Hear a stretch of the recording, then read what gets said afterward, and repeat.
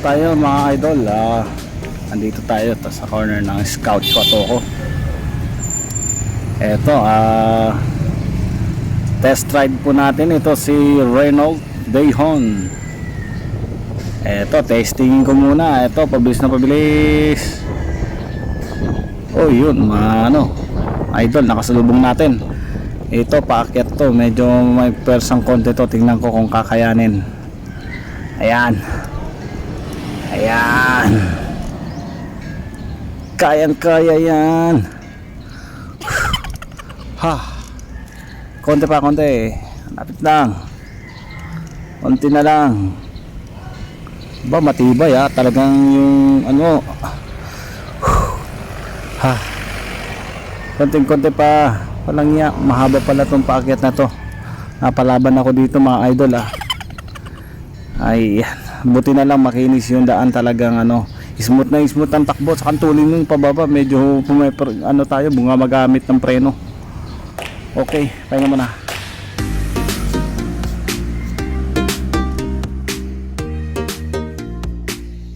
Okay, test drive. Andito ko ngayon sa aming palengke. Ito, bibili akong pandesal. Maganda pala itong bitbitin kahit saan, kasi itong bike ko nakikipila. Ayan ha. Talagang nakikipila, at saka loaded na rin siya ng mga pinamili kong pang almusal namin.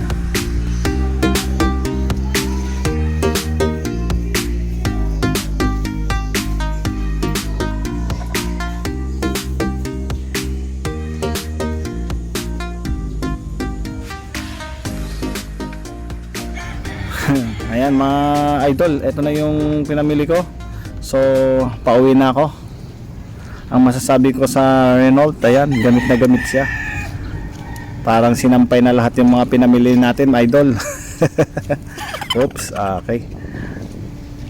Ayan, sa harap naman, yan, para makita naman kung gaano katindi at katatag yung niya sa daan. Eto, at least nasusubukan ko gaano katatag itong natin, Renault. Napansin ko dito sa bisikletang to, matibay talaga. Wala po tayong pinalitan dyan, as is po yan. Talagang mukhang bagong bago pa yan, tapos pinamigay na siguro, parang ganon. Itong natin, itong bisikleta natin mga idol, nakuha po natin ito sa Japan Surplus. Yan po yung nakuha ko sa Pierre. Minsan talaga may mga tsamba-tsamba. Ito talaga na tiyempo lang talaga na nakuha natin.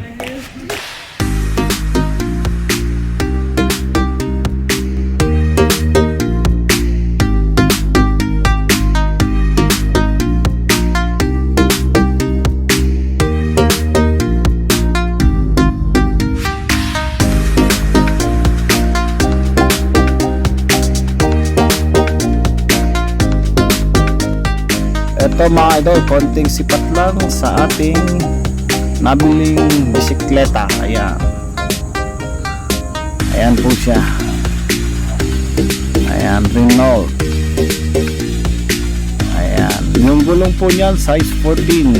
Ayan, kung makikita yung gulong niyan, ganda. All stock po yan. Wala po tayong pinalitan dyan na ibang pyesa. At wala na rin akong binago po dyan. At wala po siyang sira nung pagkabili ko. Lahat naman po working. Pero dito, meron lang din ako napansin dito sa sa bisikleta. Ang pinakaano ko lang dyan, medyo matigas dun sa harapan pag minamaneho ko. Hindi ko sure kung doon ba sa pinaka bearing niya or yung gulong niya, dahil sa sobrang laki, malapad yung gulong sa harapan. Kaya parang medyo hirap po ko iliko ng konti.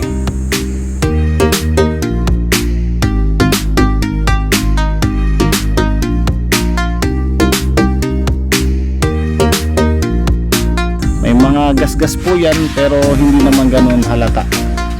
Mga slightly scratches. Ayan, Dayton. Nakita niyo yung tatak ng Dayton. Ayan.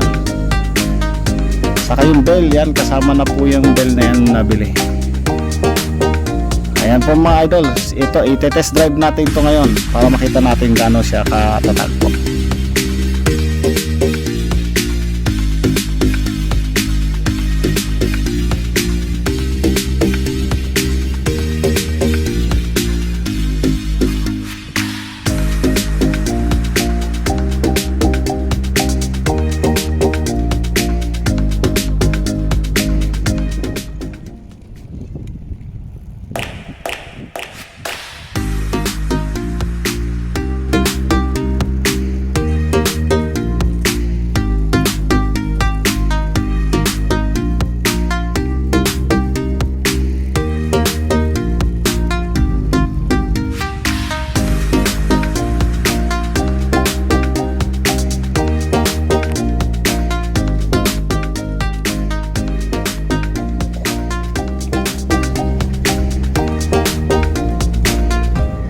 pala guys, ito perfect para sa may mga sasakyan.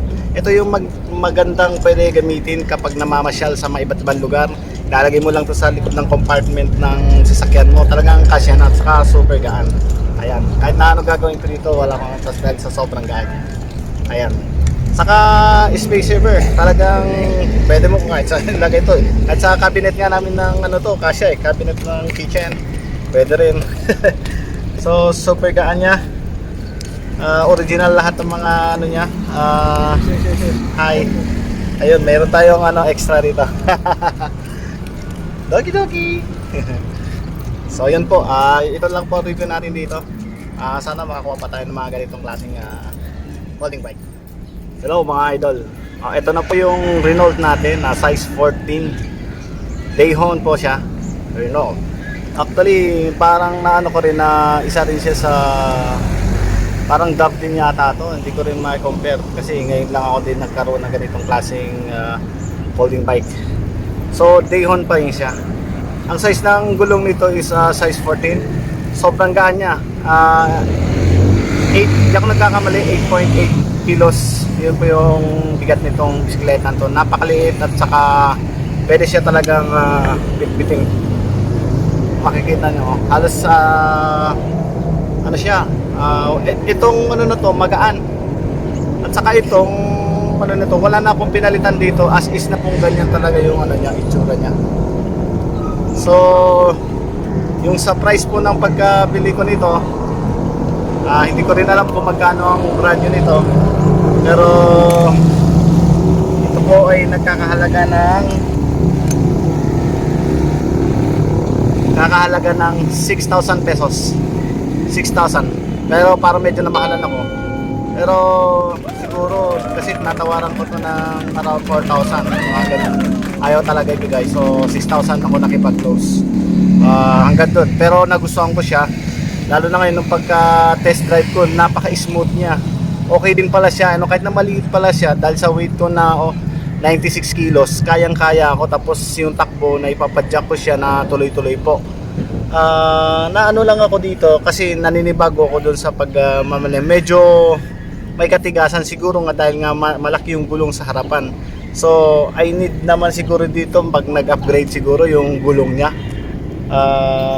Yung medyo matibay. Meron din naman siguro mas matitibay na exterior na gulong para dito. At saka yung interior nito, Japan pa rin, hindi ko pa rin siya napapalitan. As is pa rin siya, normal. Actually, wala pa akong binago dito. At so makinis po siya. Walang mga kalawang, may mga onting magasgas na rin, pero konting remedyo okay pa rin. Makikita naman sa mga picture, sa mga video kung masyado bang halata, pero sa camera lang kasi medyo malayo. Pero pag nilapitan ng konti, medyo nakikita naman. So doon sa price na pagkabili ko nito, satisfied po ako. Talagang perfect. Okay ito sa akin. So mga idol, abangan nyo po. Sana maka-jackpot pa rin tayo sa mga iba pang mga surplus shop na pinupuntahan natin. Maraming salamat po sa inyo lahat. Huwag magsawang magsubaybay po. At maraming salamat sa pagsuporta po sa ating channel, Chichoy21. Buhay po kayo lahat. God bless.